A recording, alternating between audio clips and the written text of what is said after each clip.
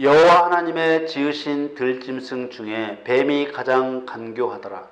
뱀이 여자에게 물어 가로되 하나님이 참으로 너희더러 동산 모든 나무의 실과를 먹지 말라 하시더냐.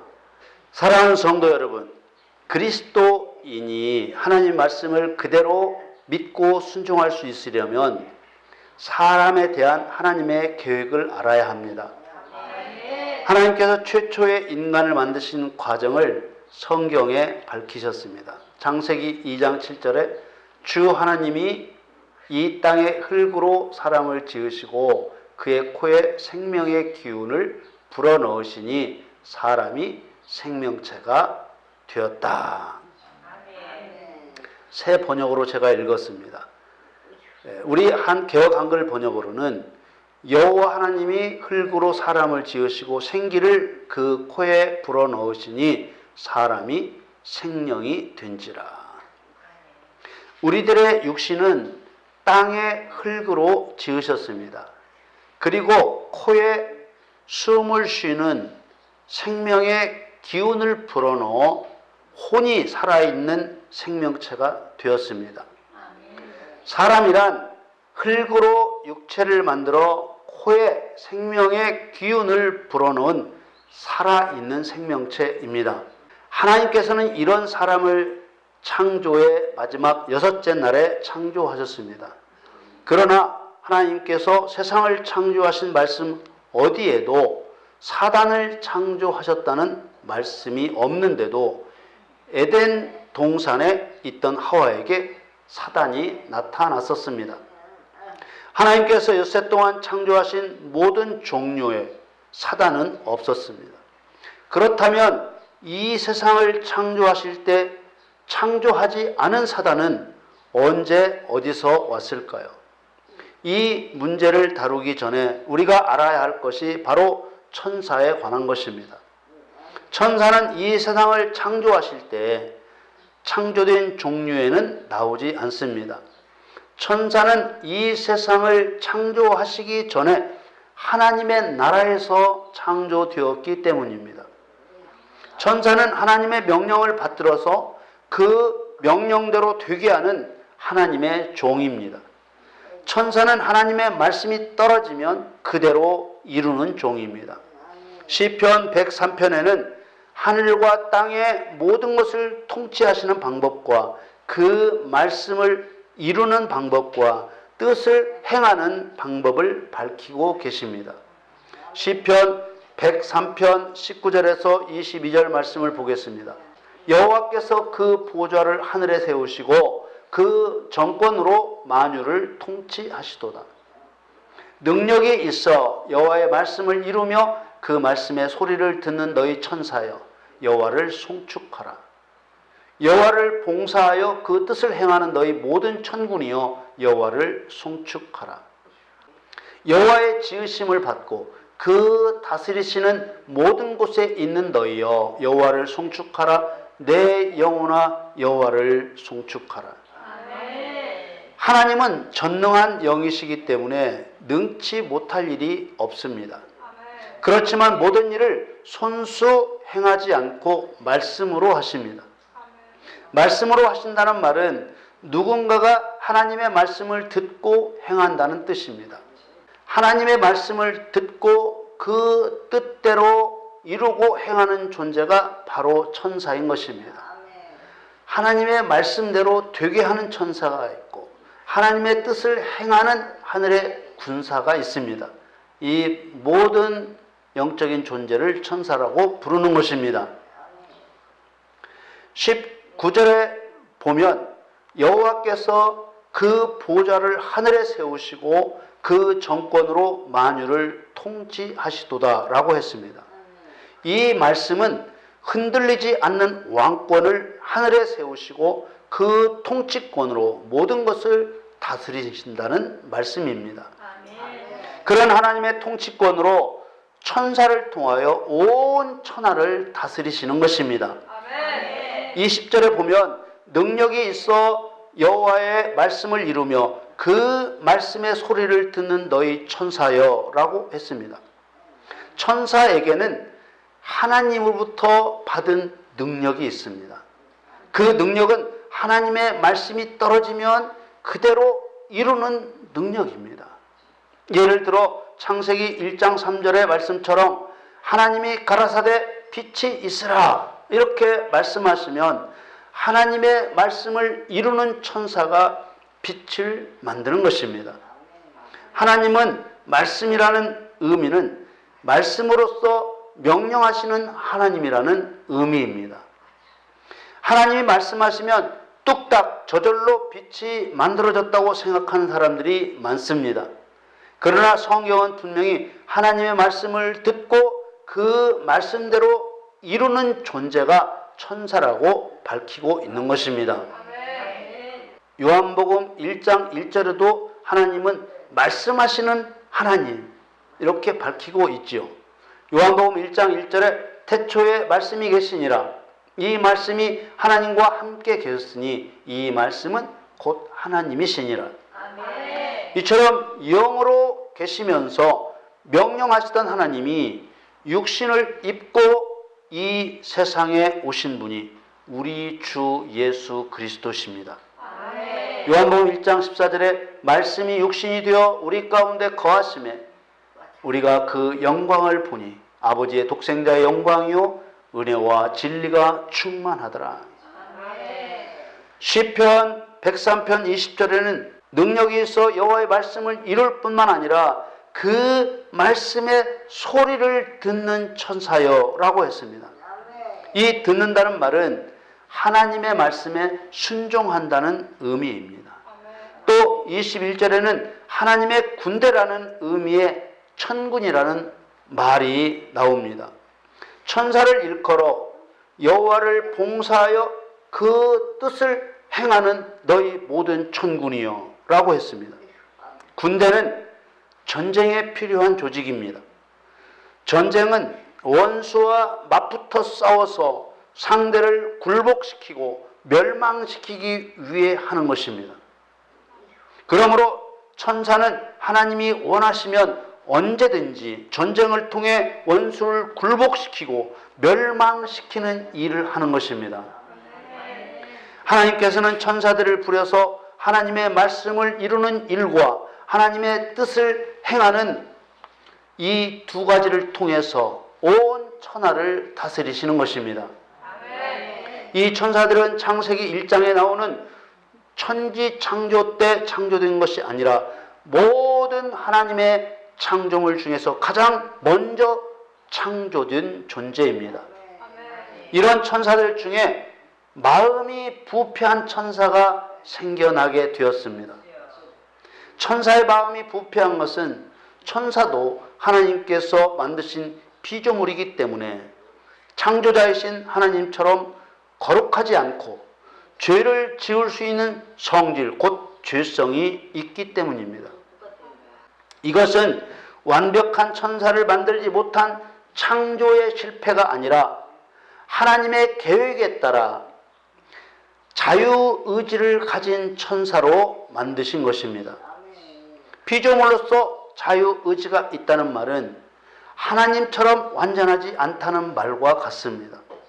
그러므로 만일 죄를 지을 수 있는 성질이 없게 하려면 생각도 자유의지도 없게 만들어야만 되는 것입니다. 그렇게 되면 이런 천사는 아무런 판단 능력도 없는 기계에 불과한 것이죠. 하나님은 그런 천사를 원하신 것이 아니라 여호와의 말씀에 순종하여 그 말씀을 이루며 여호와의 뜻을 행하는 천사를 만드신 것입니다. 이처럼 자유의지를 가진 천사장이 마음이 부패하게 되었다는 것입니다. 그 내용이 이사야 14장과 에스겔 28장에 기록되어 있습니다. 에스겔서에서는 두로 왕을 빗대어 부패한 천사에 대해 기록하고 있습니다. 부패한 천사에 대한 말씀은 이렇게 시작됩니다. 에스겔 28장 12절에 인자야 두로 왕을 위하여 애가를 지어 슬픈 노래를 지어 그에게 이르기를 주 여호와의 말씀에 너는 완전한 인이었고 지혜가 충족하며 온전히 아름다웠도다. 완전한 인이란 흠잡을 데가 없는 존재였다는 뜻입니다. 13절 14절에는 마음이 부패한 천사장이 하나님 나라에서 중요한 위치에 있었다는 것을 말해줍니다. 13절에 네가 옛적에 하나님의 동산 에덴에 있어서 각종 보석 곧 홍보석과 황보석과 금강석과 황옥과 홍만호와 창목과 청보석과 남보석과 홍옥과 황금으로 단장하였으며 네가 지음을 받던 날에 너를 위하여 소고와 비파가 예비되었었도다. 이 천사는 찬양으로 하나님께 영광을 돌리는 음악을 하는 천사였다는 것을 알 수 있습니다. 14절에는 너는 기름 부음을 받은 덮는 그룹이며 내가 너를 세움에 네가 하나님의 성산에 있어서 화강석 사이에 왕래하였었도다. 13절에 보면 천사가 옛적에 하나님의 동산 에덴에 있어서 라고 했습니다. 이 에덴은 하늘에 있는 에덴입니다. 땅에 만들었던 에덴은 하늘의 모양대로 만든 모형입니다. 이 13절에 나오는 에덴을 창세기에 나오는 에덴이라고 주장하는 사람들이 있지만 그런 주장은 틀린 주장입니다. 왜냐하면 아담과 하와는 창조된 이후 각종 보석과 황금으로 단장된 적이 없습니다. 아담과 하와가 죄를 범하자 벗은 것에 대한 수치심을 그때서야 느끼고서 나뭇잎으로 옷을 해 입었습니다.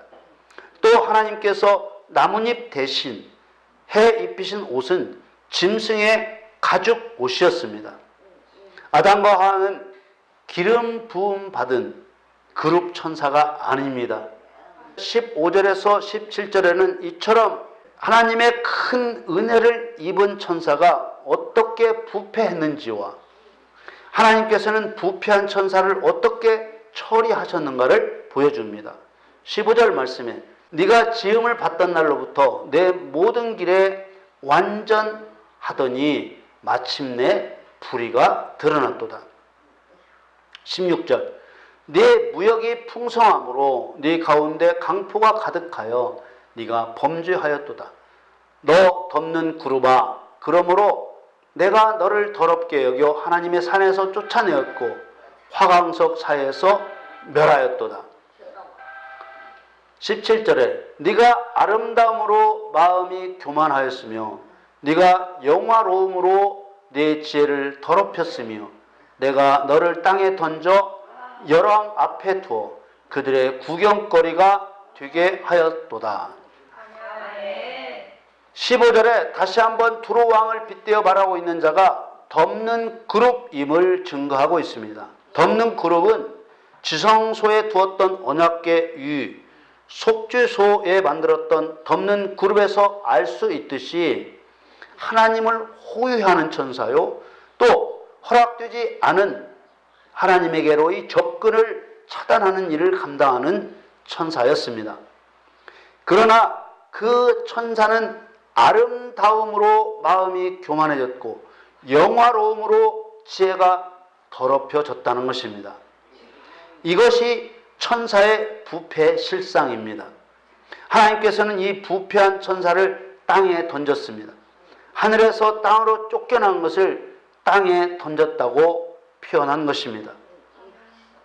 우리가 사단이 어떻게 해서 이 땅에 있게 되었는지를 정확히 아는 것은 이 세상에 두신 사람에 대한 하나님의 목적과 계획을 이해하는데 결정적인 역할을 하기 때문입니다. 사단의 존재에 대해 바르게 알지 못하면 사단과 싸울 줄 모르는 쭉정이 그리스도인이 되고 맙니다.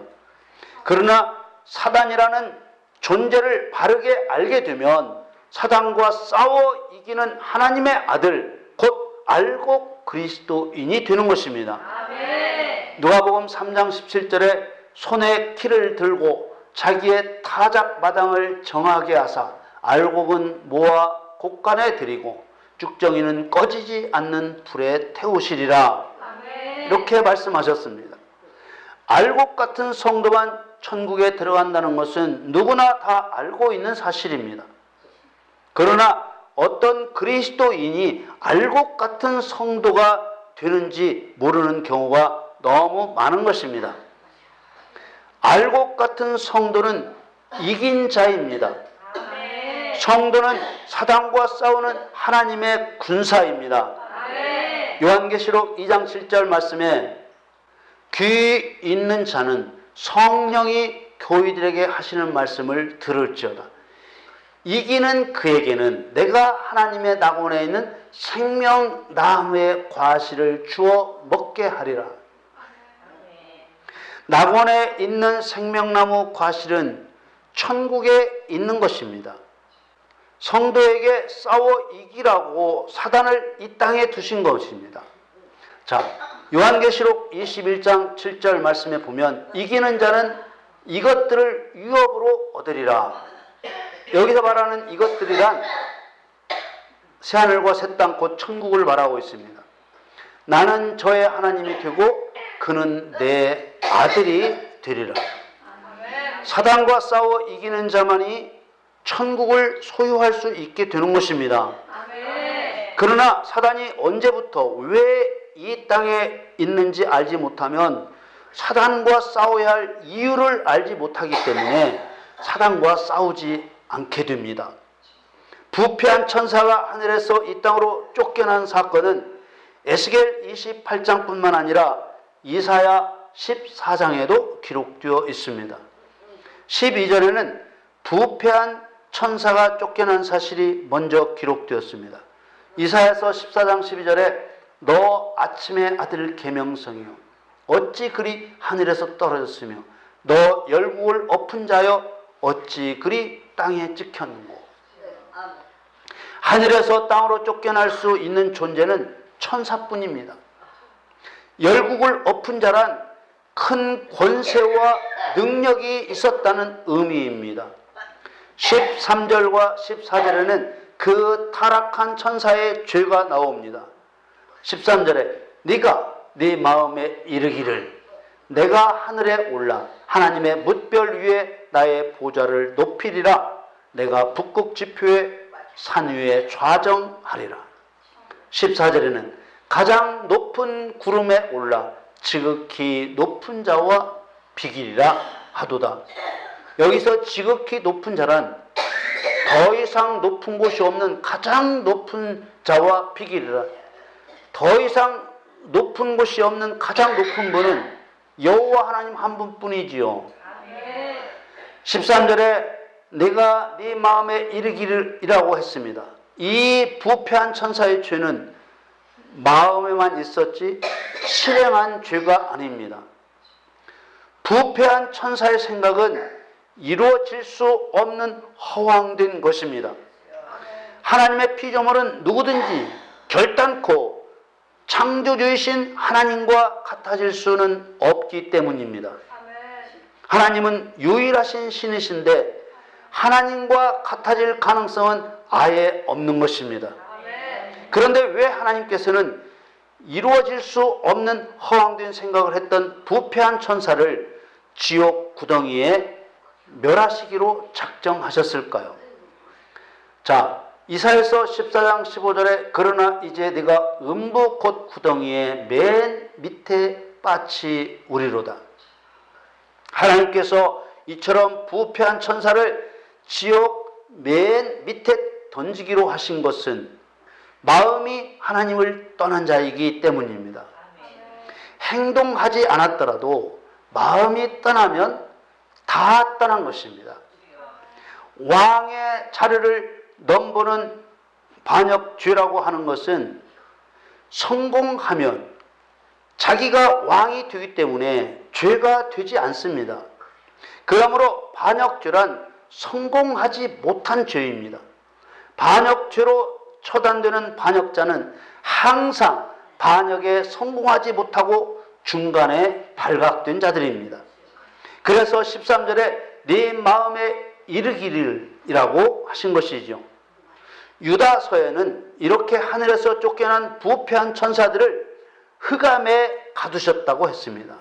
유다서 1장 6절에 또 자기 지위를 지키지 아니하고 자기 처소를 떠난 천사들을 큰 날의 심판까지 영원히 결박으로 흑암에 가두셨으며, 베드로 후서 2장에도 지옥에 던졌다고 했습니다. 베드로 후서 2장 4절에 하나님이 범죄한 천사들을 용서치 아니하시고 지옥에 던져 어두운 구덩이에 두어 심판 때까지 지키게 하셨으며 라고 기록되었습니다. 에스겔 28장 17절에 천사가 던져질 땅이나 이사야 14장 15절에 말하는 음부나 유다서 1장 6절에 천사가 가두어질 흑암이나 베드로 후서 2장 4절에 말하는 지옥은 모두 우리가 살고 있는 지구를 말하는 것입니다. 지구는 이렇게 겉은 아름답습니다. 아름다운 세상이죠. 너무나도 아름답습니다. 그러나 조금만 내려가면 지구는 온통 불구덩이입니다. 이곳이 바로 사단이 던져진 지옥입니다.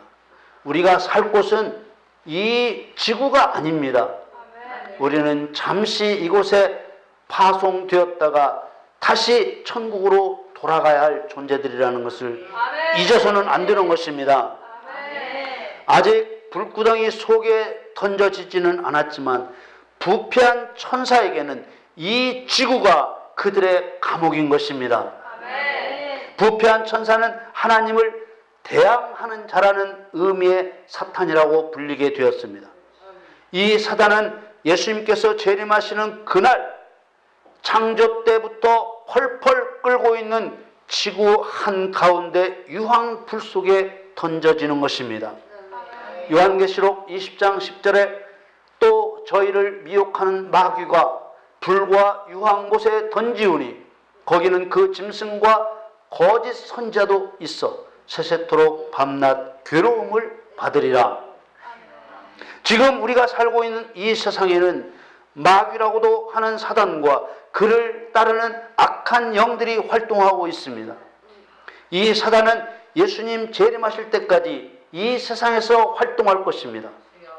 이 사단은 에덴 동산에서 하와를 속였던 것처럼 지금은 물론이고 예수님 재림하시는 그날까지 온 천하를 꿰고 그리스도인들을 속여 하나님을 배반하게 할 것입니다. 우리는 오늘 성경을 통해 사단이 하와를 속였던 현장으로 가보겠습니다. 창세기 3장 1절에 여호와 하나님의 지으신 들짐승 중에 뱀이 가장 간교하더라. 뱀이 여자에게 물어 가로되 하나님이 참으로 너희더러 동산 모든 나무의 실과를 먹지 말라 하시더냐. 성경을 대하는 많은 사람들은 생각하기를 창조 때도 없었던 사단이 어디서 불쑥 나타났는지 의문을 갖습니다.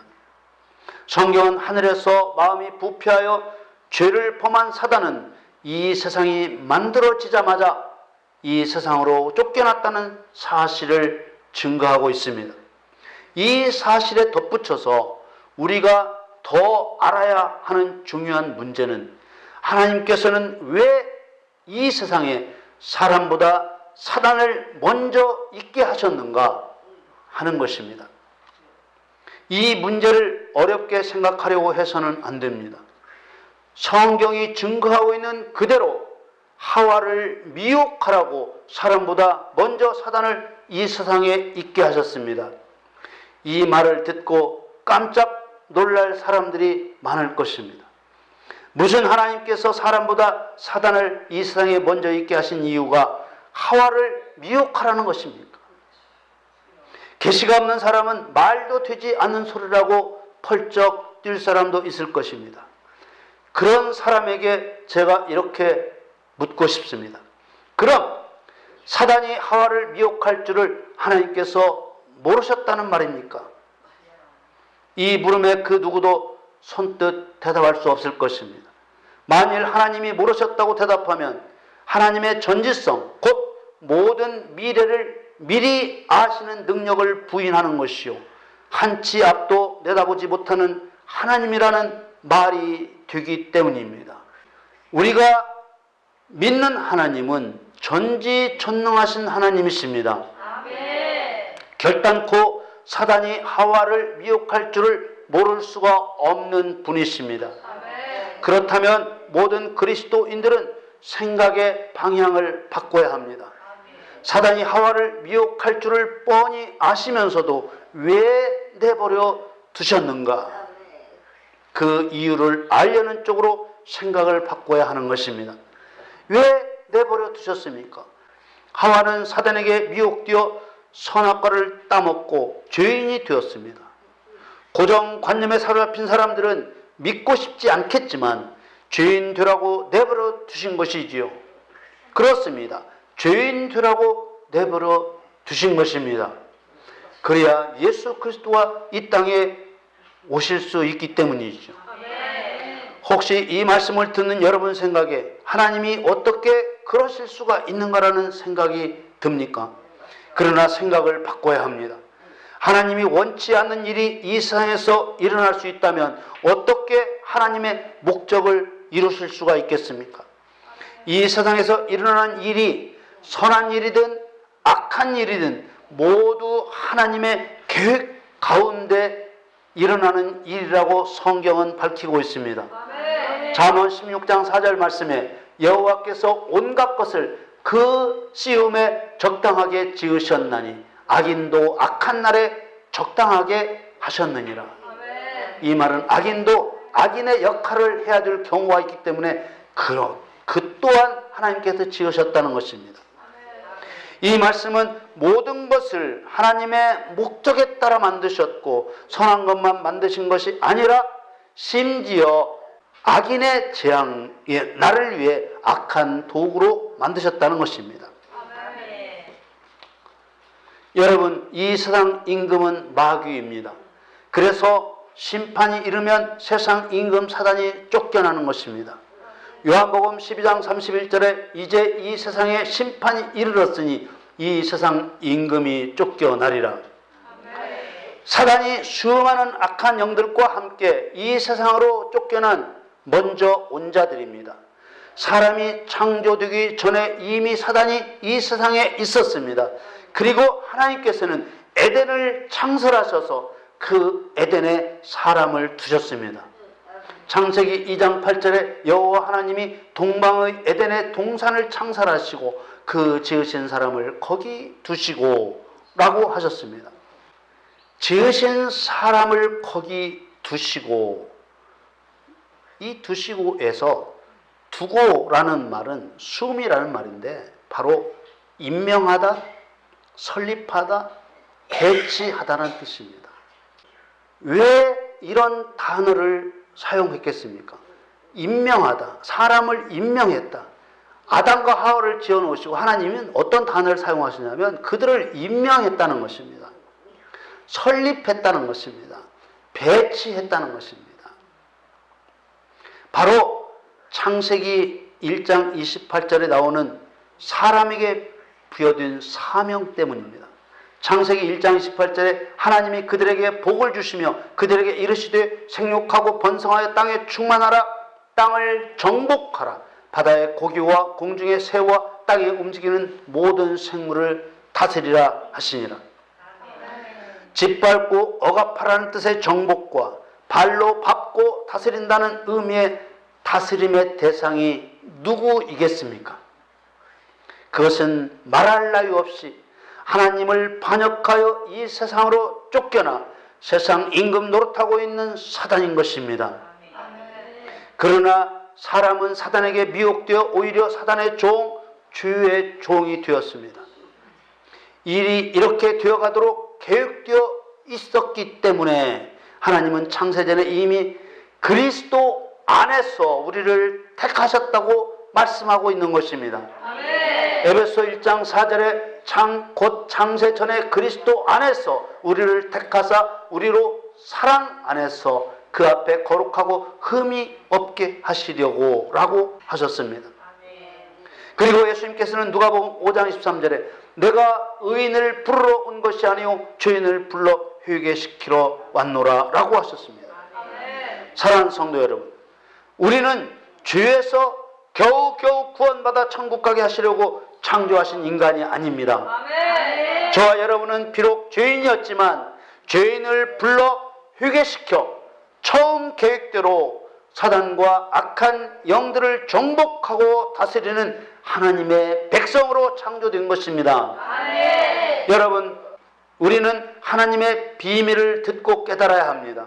아멘. 누가복음 8장 10절에 가라사대 하나님 나라의 비밀을 아는 것이 너희에게는 허락되었으나 다른 사람에게는 비유로 하나니 이는 저희로 보아도 보지 못하고 들어도 깨닫지 못하게 하려 함이니라. 하나님께서는 여러분들에게 특별히 하나님의 비밀을 알려주시는 복된 성도가 되게 하신 것입니다. 아멘. 여러분, 창조된 이 세상에 사단과 악한 영을 사람보다 먼저 있게 하신 것은 하나님의 백성인 우리에게 정복당하게 하시려는 것이었습니다. 아멘. 하나님은 실패하실 수 없습니다. 천사의 반역도 인간의 범죄도 하나님의 실패가 될 수 없습니다. 예수 그리스도의 십자가는 하나님의 완전한 승리입니다. 아멘. 여러분 모두 그리스도와 함께 신앙에 승리하여 하나님의 승리를 만천하에 증거하는 증인의 삶이 되시기를 예수님의 이름으로 축원합니다.